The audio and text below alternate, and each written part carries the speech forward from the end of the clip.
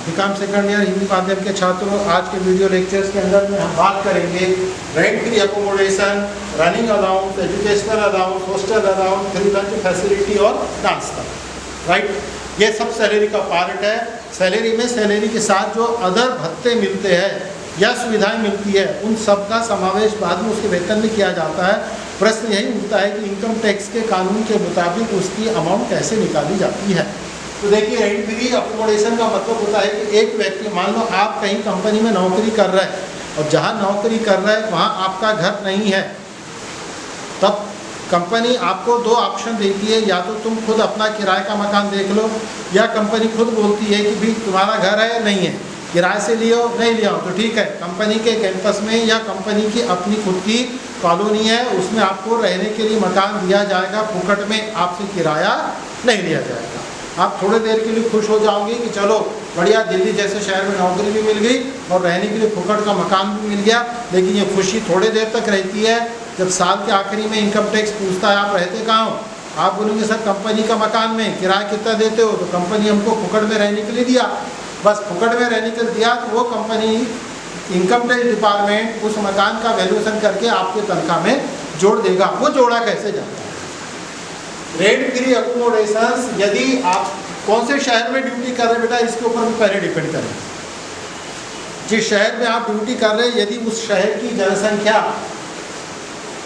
25 लाख के ऊपर है, तब जितनी सैलरी आपको मिल रही है, और रेंट फ्री अकोमोडेशन के अंतर्गत कल मैंने एचआरए बताया था, सैलरी यानी बेसिक सैलरी, पीएफ के लिए भी सैलरी यानी बेसिक सैलरी होती है। लेकिन जब रेंट फ्री हाउस का अकोमोडेशन करोगे तो उसमें सैलरी का मतलब सैलरी जो होता है नियम के हिसाब से डीए भी जुड़ेगा, बोनस भी जुड़ेगा, लेकिन डीए उसी समय जुड़ेगा जब गणित में लिख के आया हो कि ये रिटायरमेंट बेनिफिट के लिए अप्लीकेबल है, तब अदरवाइज डीए जुड़ता नहीं है। बोनस जुड़ेगा, कमीशन जुड़ेगा और सारे टैक्सेबल अलाउंसेस जुड़ जाएंगे। उसके बाद जो पूरी टोटल आएगी वो सैलरी कहलाएगी रेंट के अकोमोडेशन के लिए। तो उस सैलरी के, यानी इसकी टोटल की जो भी सैलरी बनेगी, उस सैलरी के 15%, 15% ये आपकी सैलरी में जुड़ जाएगा रेंट फ्री अकोमोडेशन के हिसाब से। कब? यदि वो शहर जहां आप ड्यूटी कर रहे हैं, जहां मकान है, उसकी जनसंख्या 25 लाख से ज़्यादा। यदि मान लो शहर की जनसंख्या 10 लाख से 25 लाख के बीच में है, तब आपके सैलरी के 10% निकालकर आपकी इनकम में जोड़ा जाएगा। और यदि शहर छोटा, आपने बताया के जैसा या देवली, सेलू के जैसा है, जहाँ की जनसंख्या 10 लाख से कम है, तो आपके सैलरी के 7.5% जुड़ेगा। अब आप ये पूछोगे कि सर ये हमने कैसे पहचाना कि किस गाँव की, किस शहर की जनसंख्या कितनी है? वो न्यूमेरिकल प्रॉब्लम में दिया रहता है, इसीलिए अड़चन नहीं है। आपको सिर्फ सैलरी के तय करना होता है कि 15% निकालना है, 10% निकालना है या 7.5, इनमें से कोई एक, ठीक है। और प्लस इसलिए कह रहा हूँ कि कई बार क्या होता है, ये रेंट फ्री मकान के साथ साथ यदि फर्नीचर की फैसिलिटी दी हुई है, फर्नीचर,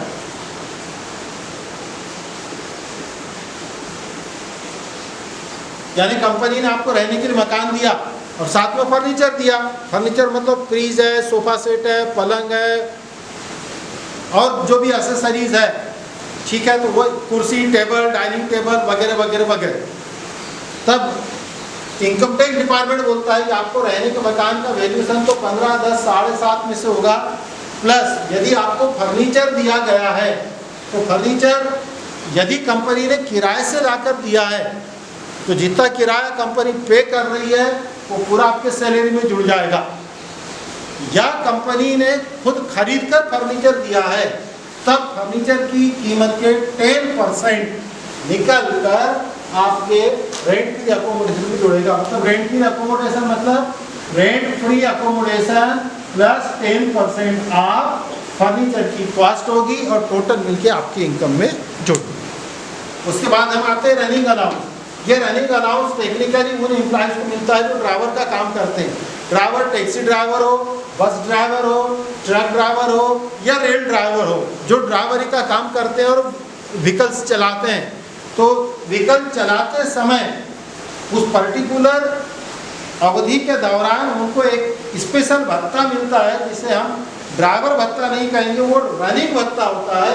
मान लो आपका ट्रांसपोर्ट का बिजनेस है, आपने 2-3 ड्राइवर रखे, अब वो वर्धा से जा रहा है कन्याकुमारी तक या उधर आसाम तक जा रहा है, बेचारे को कितने दिन लगेंगे? तो रनिंग के अंदर में जो उसका ड्राइवर चला रहा है या इंजन ड्राइवर है, मुंबई से कलकत्ता मेल जा रही है, ड्राइवर है उसके अंदर में, समझ में आ गई बात। और वो भी जब गाड़ी चला रहा है उस समय के लिए उसको एक अलाउंस मिलता है जो रनिंग अलाउंस कहलाता है। ये रनिंग अलाउंस का नियम है इनकम टैक्स में कि जितना उसको अलाउंस मिल रहा है उसके 70% या 10,000 रुपये महीना, आप उनसे 10,000 रुपये महीना, सीधा 1,20,000 क्यों नहीं बोल रहे? अरे भैया यदि मान लो उसे 9 महीने ही ड्राइवर की ड्यूटी किया है तो 12 महीने का 1,20 नहीं आएगा, 9 महीने का 90,000 आएगा। इसीलिए उसको जो भत्ता मिल रहा, भत्ता कितना भी मिल सकता है, रनिंग अलाउंस कितना मिलेगा उसकी लिमिट नहीं है, लेकिन वो पूरा रनिंग अलाउंस उसके इनकम में नहीं जुड़ेगा। उसकी इनकम में क्या जुड़ेगा? उसकी इनकम में टेक्निकली जुड़ने के बजाय मार्क कितना है वो मैं बताऊँ। तो रनिंग अलाउंस यदि उसको मान लो थोड़ी देर के लिए मिल गया 10 लाख रुपए, मान के चलो 10 लाख, तो रनिंग अलाउंस मिला, चलो 1 लाख। अब 1 लाख रनिंग अलाउंस मिला तो 1 लाख पूरा उसका सैलरी में नहीं जुड़ेगा। 1 लाख के 70% यानी 70,000 या 10,000 रुपये महीना, तो 12 महीने यदि करता है तो 1,20,000 आ गया, यानी 70% ऑफ अलाउंस 70,000 और 10,000 rupees per month, 1,20, whichever is less, इन दोनों में से जो कम है, तो कम क्या है 70, ये इसमें से घटेगा 1 लाख में से, तो बचेंगे कितने? 30,000 रुपये, ये उसके इनकम में जुड़ेगा। अब 1 लाख की जगह बेटा 15 लाख भी हो सकता है, सॉरी 1.5 लाख हो सकता है। अब 1.5 लाख हो गया तो 1.5 लाख के 70% कितना? तो 15 अच्छे के 90, 15 7 105, 1,05,000 और again 120 which ever in less 150 में से 1,5 जाएगा, बचेंगे कितने? 45,000, वो उसकी इनकम है। ठीक है, नेक्स्ट आता है एजुकेशन अलाउंस। ये कंपनी की तरफ से आपके बच्चों की पढ़ाई के लिए भत्ता मिलता है। ये भत्ता 100 रुपये पर मंथ और पर चाइल्ड, केवल 2 लड़कों तक। यदि आपके 3 लड़के हैं और कंपनी भली तीनों लड़कों के लिए आपको अलाउंस दे रही है, लेकिन आपको जो माफ होगा वो केवल 2 लड़कों तक का होगा। यानी सीधी सी बात है कि आपके मालूम 3 लड़के और कंपनी तीनों लड़कों का दे रही है, तो हर लड़के के पीछे 100 रुपये दे रही है, यानी 3 लड़के के 300 रुपये दे रही है, तो 12 महीने के कितने हो गए? 3600। देखिए 3600 3 लड़के का हो गया। आपको जो माफ होगा एग्जम्प्टेड है वो केवल 2 लड़कों के लिए है। इसीलिए गणित में बताया जाता है कि 100 रुपये पर स्टूडेंट पर मंथ के हिसाब से, एक लड़के का 12 महीने का 1200, तो 2 लड़के का 2400, इससे ज़्यादा की सुविधा नहीं मिलेगी।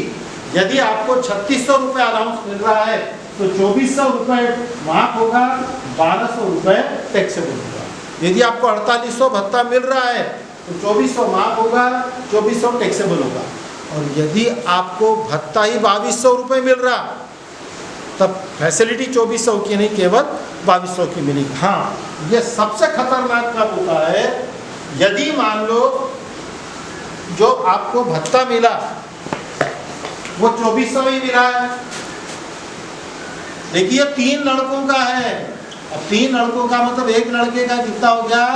800 रुपये, जबकि आपको फैसिलिटी केवल 2 लड़कों की, तो ये 2400 आप क्योंकि याद रखोगे हमेशा तुम ये 2400 इसलिए याद में रखना आपको 1200 रुपये पर स्टूडेंट अप टू 2। यहाँ बोलता है कि वो उस अमाउंट नहीं बता रहा है कि पर मंथ कितना मिला, उसे सीधा बोलो उसके 3 लड़कों की पढ़ाई के लिए एजुकेशनल अलाउंस 2400 रुपये मिला। अब आपने से 2400 रुपये मिला तो ये तो माफ होता है ना? माफ नहीं होता है। कितने लड़कों का है? 3 लड़कों का। 2 लड़कों का रहता तो माफ होता, तो फिर सर निकालेंगे कैसा? तो 2400 को 3 से भाग देंगे, तो 3 8 24 से एक लड़के का 800, फिर दूसरे लड़के का 800, तीसरे लड़के का 800, ये 2 माफ, ये हो गया आपका टैक्सेबल। तो 2400 में से अब यहाँ पर 100 रुपये महीना में गिनती हुए 2 लड़के के 1600 माइनस होंगे, बचेंगे 800, ये उसकी सैलरी में जुड़ जाए। राइट, वैसी हॉस्टल अलाउंस यदि आपके लड़के पढ़ रहे हैं हॉस्टल में 300 रुपये पर चिल्ड्रन, 300 रुपये पर चिल्ड्रन का मतलब सीधा 3600 एक लड़के के पीछे, तो 2 लड़के के पीछे हो गया है 7200। अब यदि आपको ये अलाउंस मिला 8000 रुपये, तो 8000 रुपये मिला तो पहले देखना पड़ेगा कितने लड़कों के लिए है, 2 लड़कों के लिए, तो 7200 से ज़्यादा नहीं हो सकता, तो ज़्यादा का है 800 रुपये, वो आपके सैलरी में जुड़ जाएगा। मान लो 9000 मिला है, लेकिन ये 3 लड़कों का है। सबसे खतरनाक बात यही है, लड़कों की संख्या गिननी है, 3 है तो 3 से भाग देंगे तो एक लड़के का 3, दूसरे का भी 3, तीसरे का भी 3, ये भत्ता आपको मिला। लेकिन इनकम टैक्स के दायरे के अनुसार 2 लड़कों का माफ होगा। अब 2 लड़कों का यहाँ पर स्टूडेंट 3000 आ रहा है, तो आप बोलोगे सर 600 बढ़ा दूँ क्या? नहीं बढ़ा सकते, आपको भत्ता ही 3-3000 रुपये मिल रहा है, तो 3600 आप कहाँ आएगा? तो ये चीज़ आपको ख्याल रखनी है। इस तरह से 7200 तक माफ है, उसके ऊपर टैक्सेबल है।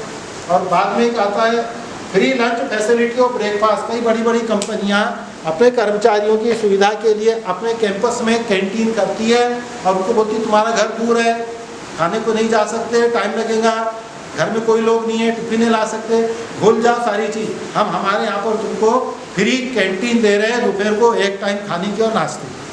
अब यहाँ फ्री कैंटीन में फ्री नाश्ता और भोजन जो मिल रहा है, ये ज़्यादा खुश होने लायक कब रहता है? जब भोजन की कीमत 50 रुपये थाली है और नाश्ता 30 रुपये का है। कंपनी दे सकती है फ्री, लेकिन मान लो कंपनी आपको जो खाना दे रही है वो यदि 70 रुपये थाली का है, लेकिन आप उसके एम्प्लॉई हो इसीलिए आपसे पैसा नहीं ले रही। उनका नाश्ता 40 रुपये प्लेट है, आप उनके एम्प्लॉई हो इसीलिए आपसे पैसे नहीं ले रहे, आपको फुकड़ दे रहे। लेकिन 40 रुपये का नाश्ता फुकड़ में मिल रहा, तो 30 रुपये तक वो माफ है। 10 रुपये पर नाश्ता, यदि आपने साल भर में 100 बार नाश्ता किया है तो 100 × 10 बराबर 1000 रुपये आपके सैलरी में जुड़ जाएंगे। यदि आपने साल में 100 बार खाना खाया है वहाँ पर और वो भी 70 रुपये वाला खाया है तो 50 रुपये तक माफ है। 20 रुपये × 100 बराबर 2000 रुपये आपकी इनकम में जुड़ जाएंगे। और आप बोले सर